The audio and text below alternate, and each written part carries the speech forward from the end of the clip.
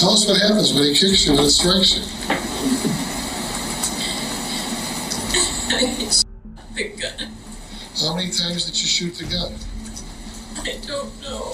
What happens when you shoot the gun? It was a struggle. What kind of struggle? He's running after me. And what are you doing? I'm running away. Hello friends, welcome to English Crime Story YouTube channel. Today we will explain sobbing grandmother, 75, sentenced to 22 years in prison for murdering 17-year-old grandson.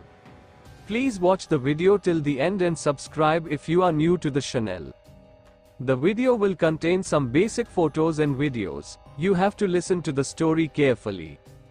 A 75-year-old Detroit area woman convicted of murder in the fatal shooting of her teen grandson was sentenced to at least 22 years in prison Thursday, despite her desperate plea to a judge to spare her from dying behind bars. Sandra Layne got a minimum sentence of 20 years for second-degree murder, along with a mandatory 2-year sentence for using a gun to kill 17-year-old Jonathan Hoffman. Hoffman was shot 6 times, including twice in the back, last spring in Auckland County's West Bloomfield Township. Layne said she shot him out of fear during a physical altercation, but a jury in March rejected her claim of self-defense. Prosecutors said there were no signs of Layne being injured by Hoffman. A recording of a 911 call shows him being shot again while pleading for help, a critical piece of evidence that jurors played over and over during deliberations. Judge Denise Langford Morris zeroed in on it, too, wondering why Layne simply didn't call police if she felt helpless. Grandmothers are supposed to protect. Why did you keep shooting and how could you keep shooting? Morris asked. You didn't have to keep shooting. Those were hollow-pointed bullets designed for a devastating impact. Layne sobbed heavily during a long, rambling address to the judge, her belly chains and handcuffs sagging over orange jail clothes on her slight frame. I'm sorry for what I did. I apologize to everyone I've hurt. Everyone. Sorry is too small a word, she said, pleading with Morris to not allow her to die in prison. Layne's daughter, Jennifer Hoffman, urged the judge to show no mercy. She showed no mercy when she planned, stalked and murdered my son in his bedroom. Sandra Layne is pure evil and if given the opportunity would surely kill again, Jennifer Hoffman said. Hoffman's father did not attend the hearing because he was in Arizona with his 16-year-old daughter, Jessica, who is recovering from a tumor. Michael Hoffman said the girl has a hole in her heart to match the hole in her head since her brother's death. In a letter read by the prosecutor, the father said Layne put on her war paint and came in gunning for my boy. He accused Layne of killing his son because he was ready to move on after high school and she would no longer be able to control him. Hoffman was living with his grandmother during his last year of high school while his parents lived in Arizona where a daughter was being treated for a brain tumor. He had a history of drug use and had tested positive for synthetic marijuana on the day of the shooting. Layne claimed he feared flunking probation and demanded money and a car to leave the area. Prosecutors, however, said Hoffman was wearing just shorts and socks when he was killed and had made plans to see a friend that night, not flee. Prosecutor Paul Walton, noting the minutes that went by before Layne shot the boy again, said he had never handled a homicide this cold, this long and this calculating. Layne blamed the parents for not taking Jonathan back to Arizona and said her grandson's drug use made him unmanageable for an elderly woman. She accused Michael Hoffman of giving up on the boy and said she pleaded with the pair to return to Michigan when drugs landed him in the hospital. If I could go back, I never would have bought that gun, Layne told the judge. I would have said to his parents it's their responsibility, help him, take him. Outside court, Jennifer Hoffman said her mother was lying about any indifference by parents. She said she visited Michigan once a month.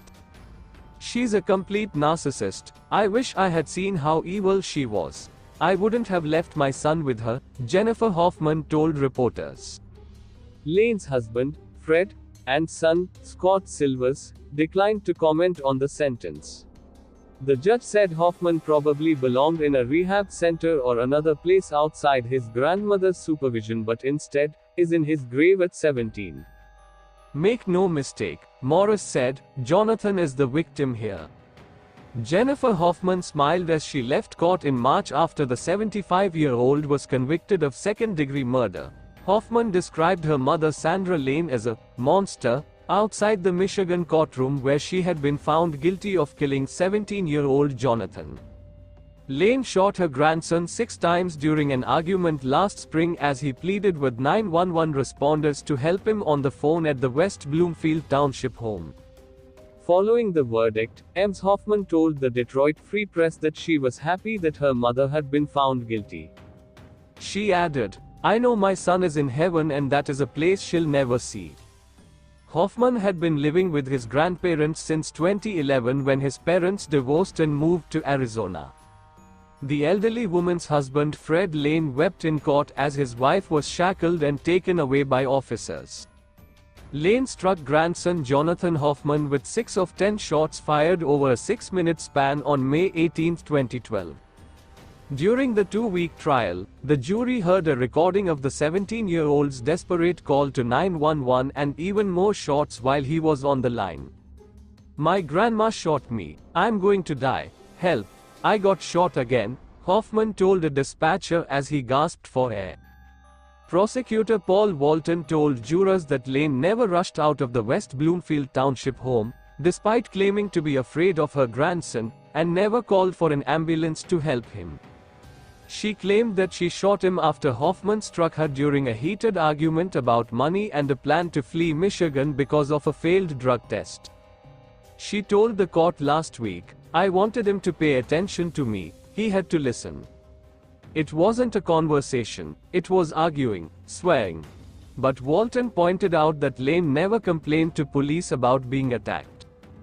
A hospital nurse who examined her after her arrest said Layne had no injuries and spoke lovingly about Hoffman. Defense attorney Jerome Sabata asked jurors to view the incident through the eyes of a woman in her 70s. He said Layne was taking care of a teen who had used drugs and brought strangers to the home. Hoffman's parents were in Arizona during his senior year of high school.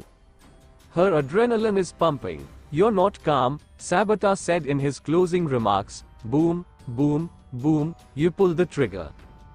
During her emotional testimony last week, Sandra Layne said that it was a difficult arrangement, especially after her grandson was treated in a hospital for using hallucinogenic drugs. Layne said Hoffman was deeply upset on the day of the shooting after testing positive for so-called synthetic marijuana. She said she had to stop the car 3 times on the way home to calm him down. "He's got to sit down. We've got to make a plan," Layne told the jury. "He's got to talk to people, his mother, his father. We're screaming at each other. He said, 'I'm getting out of here. They're going to put me in jail.' He had to stay here. We had to resolve things here." Layne said she shot the teen during another argument later at her home.